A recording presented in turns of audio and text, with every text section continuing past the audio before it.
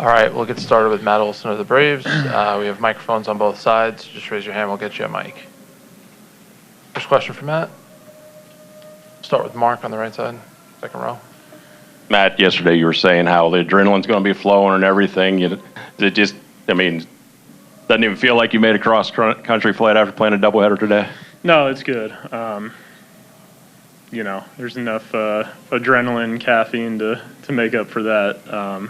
But for real, these are the games you worked for all year. So, be able to get to this point, no matter kind of schedule we had yesterday, we're ready to go.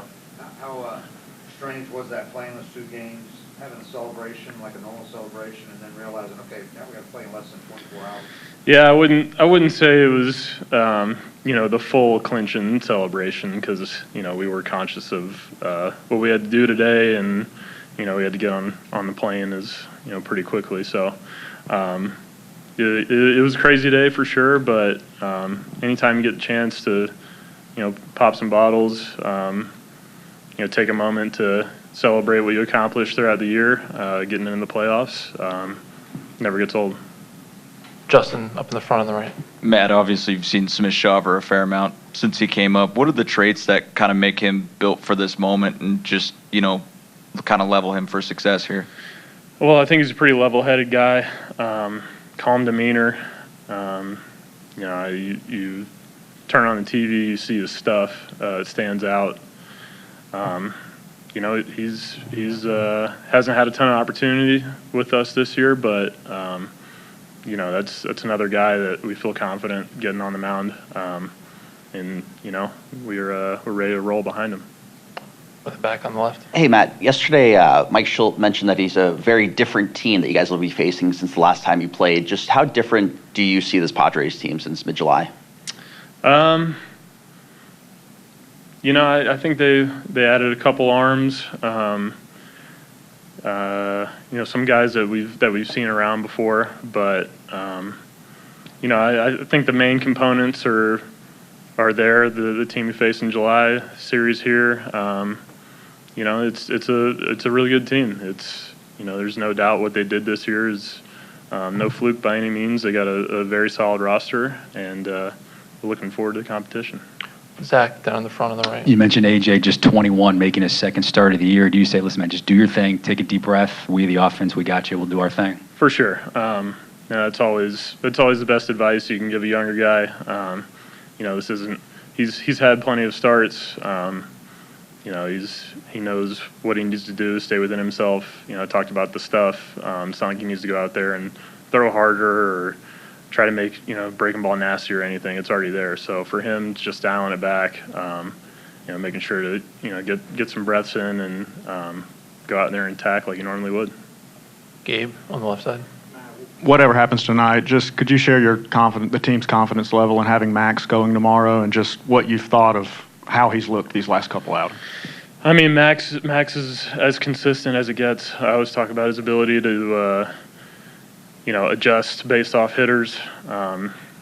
There's a lot of guys in the league who have their pitches, and that's what they're rolling out that day. 3-4 pitches. I feel like Max is able to tinker with things. He's got a four seam that stays true. He's got a four seam that cuts. He's got a cutter. He's got a sinker. He's got changeup, curveball, sweeper. He's got all these different components, and is really good about figuring out how he wants to approach guys.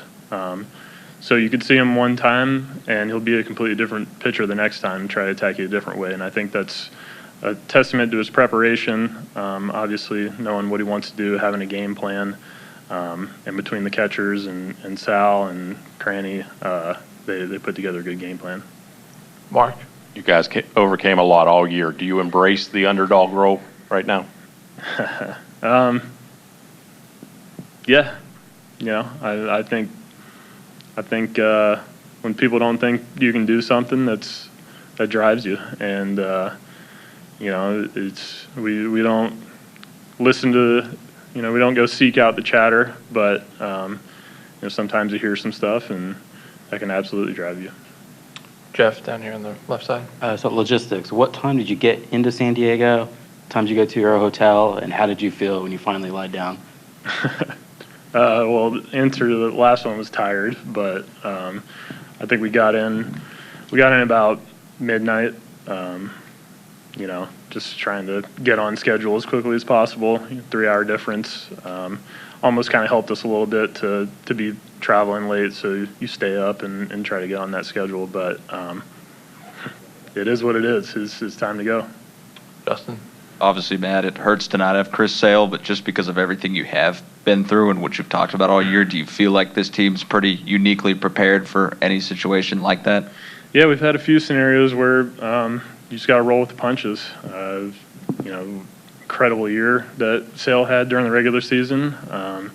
Stinks that he's not going to be able to be on this roster, but it's been that next man up for a while this year, and we got Smith-Shawver going tonight and Max going tomorrow, and sure, we'd love to have Chris Sale on the mound, but we're just confident with those guys. Dave? I was going to ask you about Chris Sale, but I'll instead ask, what do you think this team learned the last couple of years going to Philly to start out, or after you played at home? But what did you learn from those experiences? It's going to be a cauldron here just like there. Do you think that you'll benefit from having played those games in Philly and being a little shorthanded last year as well? Yeah, I mean, there's no doubt that Philly's a great environment, especially in the postseason. I would put this place up there with it. That's what you want. You want those environments. You want the rowdiness. You want the postseason vibes. It's part of the fun of it. So I think it's nothing but embracing it. You might hear some names thrown your way, but it's all in good fun for me. We'll finish up with Barry in the front. Hey, Matt, Barry Bloom from Sportico. So I was in Arizona yesterday, and some of the D-backs said as they were watching the second game that they were a little daunted by the fact that they didn't think the Mets were putting on their best effort.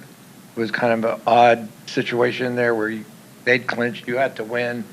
You're on the field. How did you feel about what the effort was?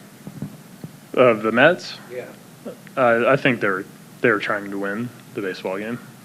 I mean, that's a in-division rival. I don't think they're pulling anything back. If we win that first game, I mean, sure, obviously, Lindor didn't play, resting up, a couple other guys, but this is the big leagues, just trying to win every game. All right, Matt, good luck tonight. Thank for you. coming in. All right, we'll get started with Max Fried. Just as a reminder, we do have microphones. Please just wait for the mic. First question from Max. We'll start with Mark on the right side. Max, you've entered the postseason as favorites the last 2 years. What's a different feel this year? I mean, do you embrace being underdogs? I think I've watched enough postseason baseball and played in enough postseason baseball to know that anything can happen. At the end of the day, you got to go out there and step between the lines and compete. And it doesn't really matter who's on the other side, who's a favorite or underdog. You got to go out there and win the game. Gabe on the left side. Time ago, but this is the franchise that drafted you and traded you. Does it mean any more when you're pitching here and to pitch against them in a playoff series? I mean, at this point, it kind of feels like a different lifetime. It's been so much time. I've been with the Braves for 10 plus years. So at the end of the day, everyone, it's a business. You move team to team, but it's just another postseason game. Got to go out there and leave it all out there and try to win. Dave. Max, you guys have seen some of your friends and best players get hurt all season. How tough, though, was it to see Sale, who's had this comeback year where he finally stayed healthy and get to the biggest game of the year and not be able to pitch? How tough was that for you guys and for him if you got a chance to talk to him? How is he taking it? As a teammate and friend, your heart breaks because you see how hard he worked throughout the whole year, the preparation that he takes, and what he does to make sure that he's ready for his starts. He was as diligent and disciplined as I've seen, and it's a pleasure to watch, especially watch him to go out there and compete. And I know that this this stage in postseason baseball is what he lives for, and it's his favorite time of the year. And to know that he's not on the roster and he's going to be missing this series, I know that it's a tough one, but hopefully we can come in and win, and he has an opportunity to come join us later on. Justin? Max, I know you guys have a lot of confidence in Smith-Shawver to get it done tonight. What was your message to him as somebody who has been in that spot of making a first postseason start? Go out there, leave it all out there, have no regrets. I haven't had a chance to really talk to him since he's got told. It was pretty late, and want to kind of leave him be. But at the end of the day, it's just do whatever you can, leave it all out there, and he's got good stuff. It's lively fastball. He throws really hard, and he's extremely athletic. So, anything can happen. Zach? Because you guys were celebrating 24 hours ago and just flowing into this postseason, when does it click and the heart rate go up? Because it's just so continuous from the regular season, where in the last couple of years you've had some time between the end to the start of the postseason. Don't have much time to think about it, that's for sure. Got in late last night, and just I know we knew coming into this what it was going to take and what the schedule was going to look like, so it's not like it crept up on us. We knew that we were going to have to play 18, and we were going to have to come the next day and play a game, and we've been mentally preparing for that, and we're ready to go. Mark? What you see from AJ during spring training with that changeup, and then again go to that start against the Cubs. Did you see that progress he had made, and do you think that that's what the baseball world will see today? Seeing the progress that he made from last year when he first got called up. Extremely young guy, athletic, hadn't been pitching for all that long. I think he started pitching late in high school, so he's got big stuff, big ability, and every time that you talk to him, he wants to learn, he wants to engage and just figure out how to get better. And you can just see the maturation from last year to this year, and to be able to come and make that spot start that he did in Chicago, and he looked unbelievable, and to be able to pitch through the injury that he did, which was pretty insane as well, that he's going to be a really good player for a long time, and I'm excited to kind of see what he's able to do on the stage. Justin? I remember you saying in spring that when you first got called up and debuted, you didn't know if it'd be one start, you didn't know if you were going to stick. I know it's a whirlwind around postseason time, but are you ever able to kind of take stock of everything you've accomplished so far and just be grateful to be in this spot again?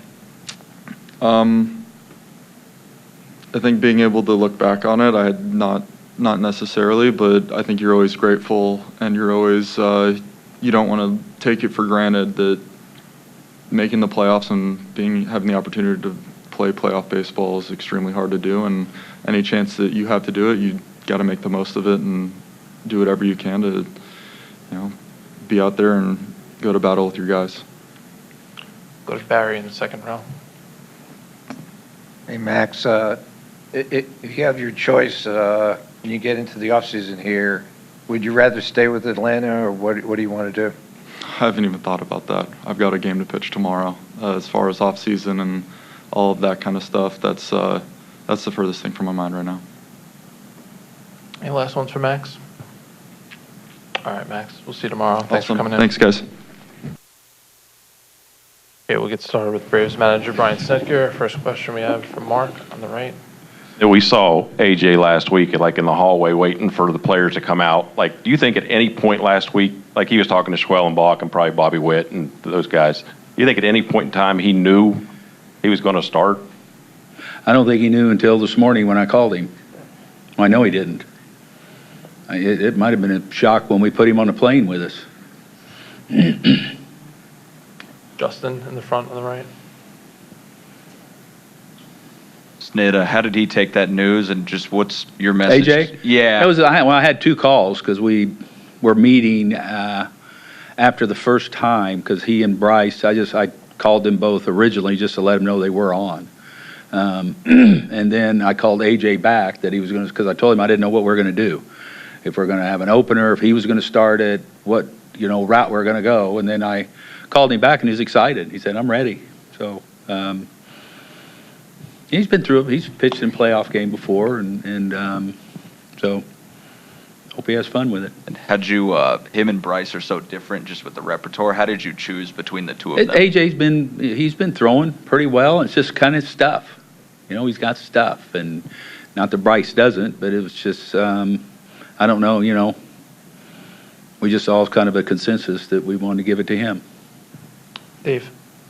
Did you talk to Chris yourself, and what's his mood right now, and is he hopeful? He actually felt really good this morning when he woke up, and he's not feeling real good. His mood's not good because he wanted to be here. He wanted to be pitching right now, and unfortunately he can't, and I think it hurt him. I mean, he's a guy. I mean, it's tough for him, but I think he was realistic with us and how he felt, and the good news is he, if we advance, he felt the best he's felt in a while today as he gets treatment and everything, but then again, he hasn't got on anything yet as far as throwing a side or whatever for a while.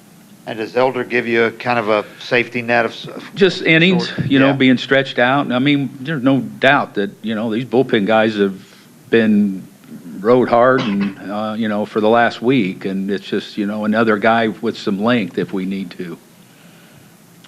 Zach? Because it's been such a whirlwind here, 72 hours of the weekend and the rain and the doubleheader. Does it feel like the playoffs, or just feel like an extended the season? Like you no, a chance it to doesn't. flip I think the switch? everybody's excited about being here and what we went through to get here. And I think you come and I think everybody woke up and went to breakfast, and it's like they felt good about the fact that we're in the playoffs and have a chance to do something. Gabe on the left side here, second row.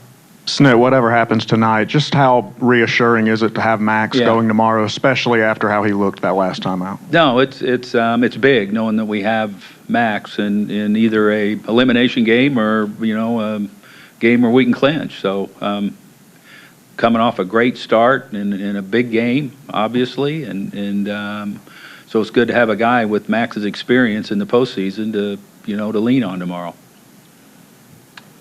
Mark? Ian Anderson has the experience. How did that portion of the discussion go? Just the fact that Ian hadn't been in the big leagues in a year and a half, pretty much. He's continuing to throw in Gwinnett and can still be an option down the road, but I think it was just more that he's in his rehab year. Was the biggest thing. Barry? Hey, Snit.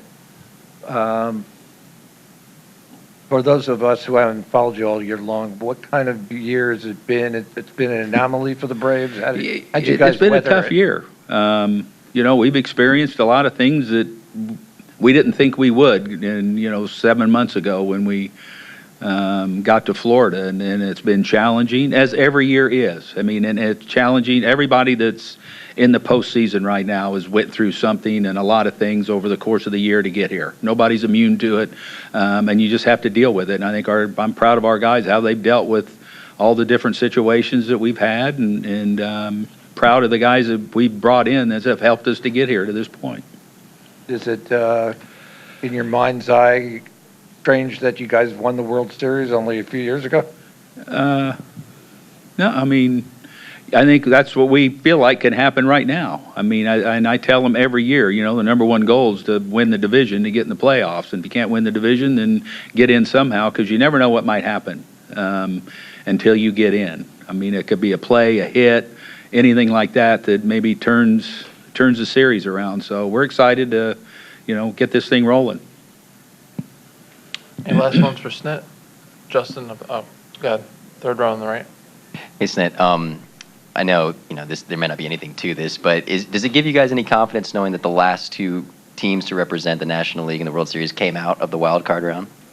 No, I think we're all aware of that, and like I say, we're just excited about getting in, because until you get in, you don't have a chance to do something big. You got to get in here and give yourself an opportunity. So that's I think what we're all looking at.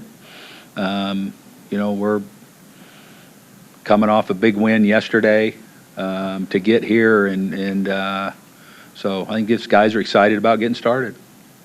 Justin?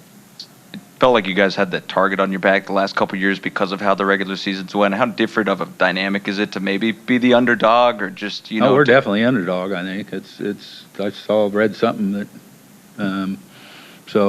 but, like I say, you still got to play the games. That's why we play the game. That's why when you start in the end of March or early April, there's everybody's all manned and gunned, but that's why we play all these games. And like I said again, anything can happen once we get going. Third row on the right. I feel like you mentioned it a couple minutes ago about like momentum. I feel it's such like a fickle thing. Like yesterday, you guys are coming off the big win where you have the lows of the roller coaster loss, and then you have the wins and the celebration. How do you balance that going into a playoff game? And you don't. You just put it aside, and today's a new day, and we're getting ready to start a playoff series. I know that seems like now light years away, it's all about today. Again, like we've been doing for the last 10 days, we just want to go 1-0 today. Any last ones for Snit? All right, thanks for coming in. Thank We'll you. see you post game.